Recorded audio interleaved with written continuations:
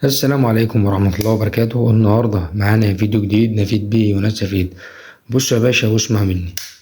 لو عايز توصل الباريستين دول بالمفتاح ده، تشغل المفتاح الباريستين يوصل لهم كهرباء، تفصل مفتاح الباريستين تفصل عنهم الكهرباء. تمام.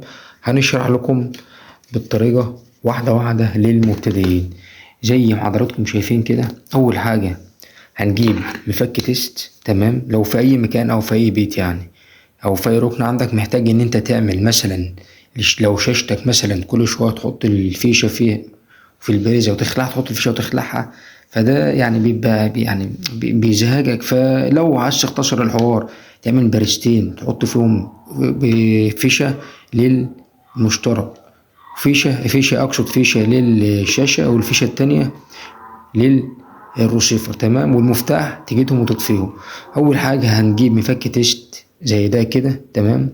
هنلمس مفك التيست لفرد الكهرباء. لو الفرد الكهرباء جاد معايا يبقى مكان الكهرباء في المفتاح هنا. تمام. المفتاح معانا اهوت، اللي هو المفتاح اللي بيجي ويطفي ده. تمام. اول حاجه هنعملها هنجيب فرد الكهرباء هنا. تمام. زي ما انتم شايفين اهوت جاي لوحده، مش هياخد اي حاجه تاني.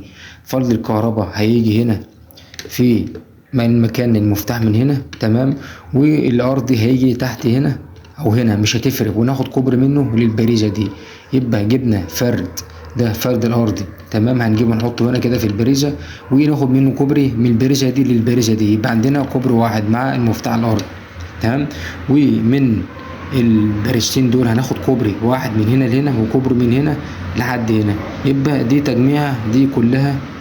تمام. التجميعات كوبري من الباريستين للمفتاح زي ما حضراتكم شايفين.